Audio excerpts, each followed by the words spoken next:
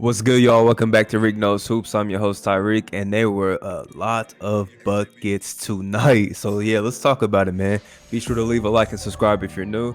This is just a channel where we just talk about NBA basketball, man. So, if you love hoops, this is the place for you for sure. But, yeah, I want to start out in Boston because Jayson Tatum decided to have a career night. He went against the Minnesota Timberwolves, him and the Celtics, and he dropped 53 points in an overtime win. It was kind of a shaky game for the Celtics early on. Minnesota got off to a really fast start. Shout out to the Timberwolves because they've been playing really solid basketball lately, even though their record is pitiful, but they've been playing some solid basketball of late. But then Jayson Tatum really started to turn it up in the second half, man. Believe he dropped 20 in the fourth quarter in overtime. And he was playing the way that you would like to see him play. Like, he wasn't taking those tough shots. For the most part, he wasn't. He always is going to take his tough shots, but he was hitting them tonight. But he was doing a lot of stuff, getting downhill, getting towards the basket, using his floater a lot, and, getting easy, like, pull-up threes off the pick and roll that were uncontested. I mean, he was really taking advantage of, Karl Anthony Towns in that pick and roll situation. So, great game from Jayson Tatum. This is what you like to see him if you're a Celtics fan. You like to see him play this type of game because he's somebody that, in my opinion, like, he's already a 25 point per game scorer, 26, something like that.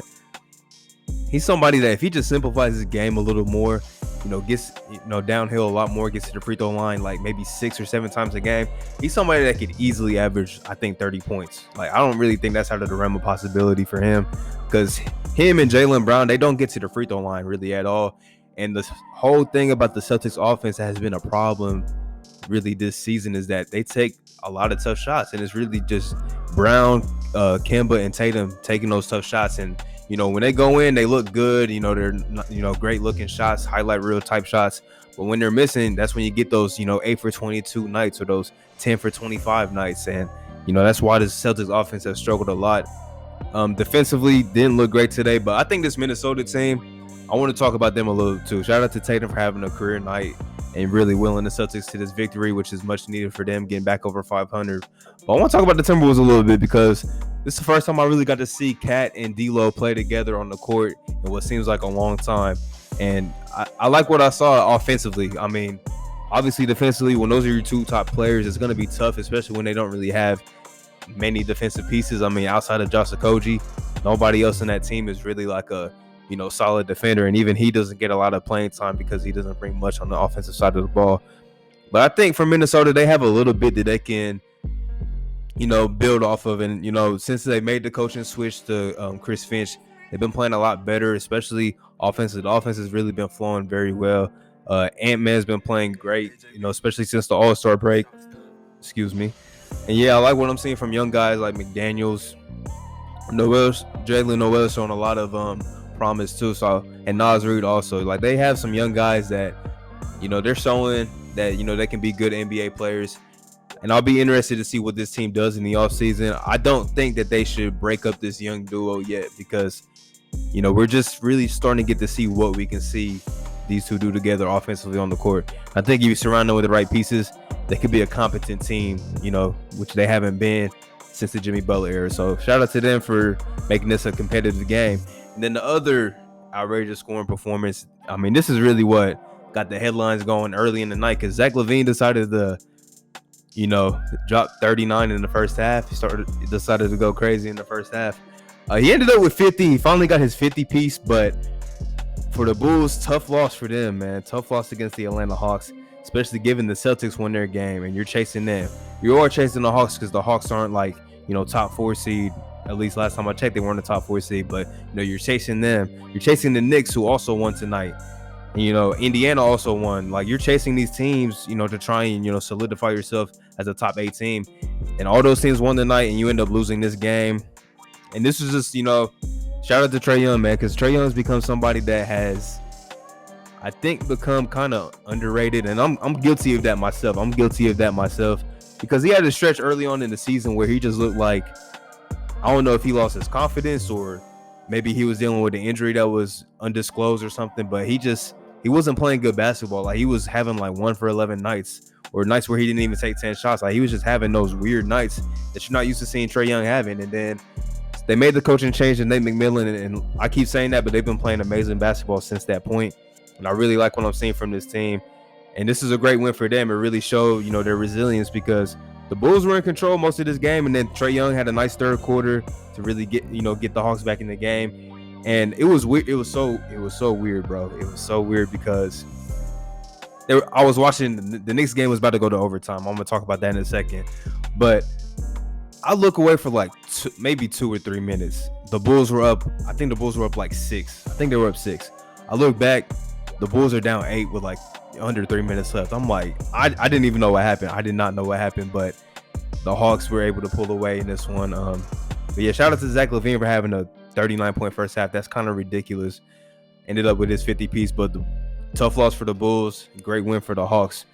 Moving on to the next game, because I might have jinxed the Grizzlies, bro. I might have jinxed them because I seen they were playing really good against the Knicks, and they were up like 13 points early in the fourth quarter. And I think I made a tweet, and I said the Memphis Grizzlies are like severely underrated or something like that, because they've been playing great basketball lately. I think I raved about them in my video the other night, just how great they've been playing. And it's really with like names that a lot of basketball fans might not be familiar with.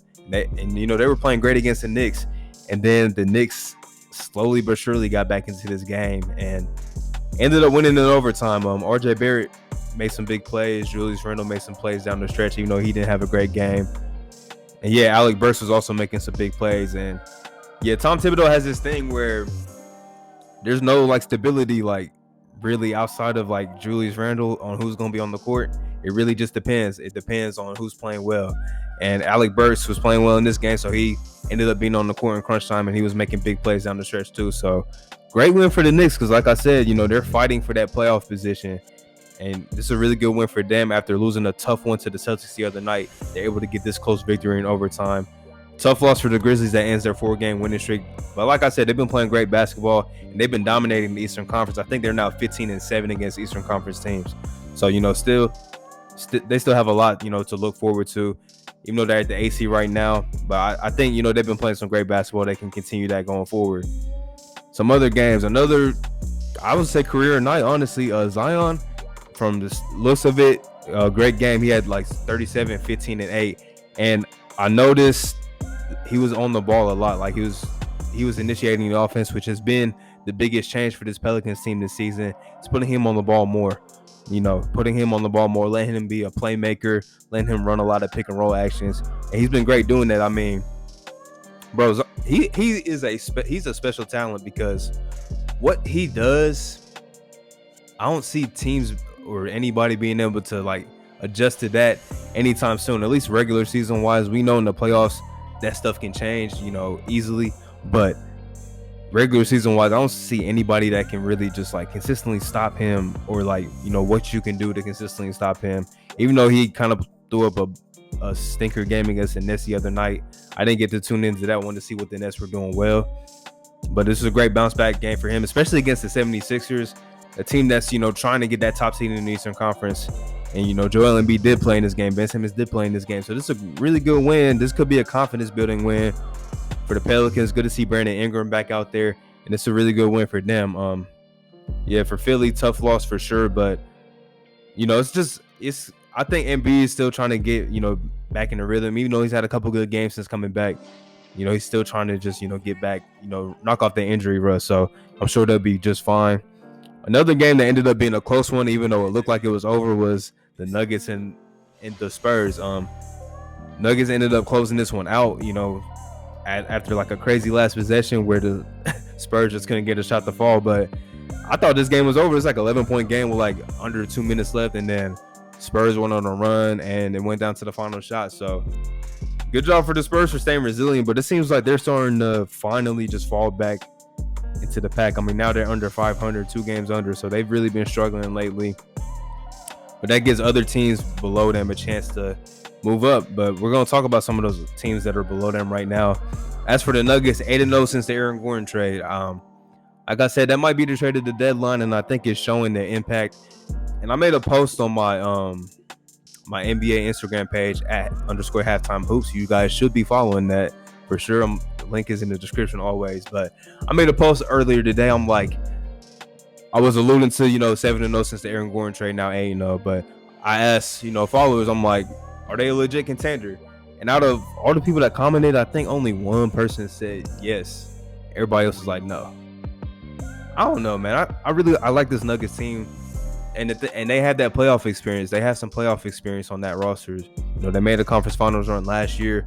Was a game away the year before. Like, they've made a lot of good progression over the last 2 seasons and going into this season as well. So I don't know, man. I think I said in my video yesterday, I think there's about 5 teams in the West that can make a conference finals run, and I think the Nuggets are one of those teams. So put some respect on the Nuggets, man. And Nikola Jokic continues his MVP caliber season.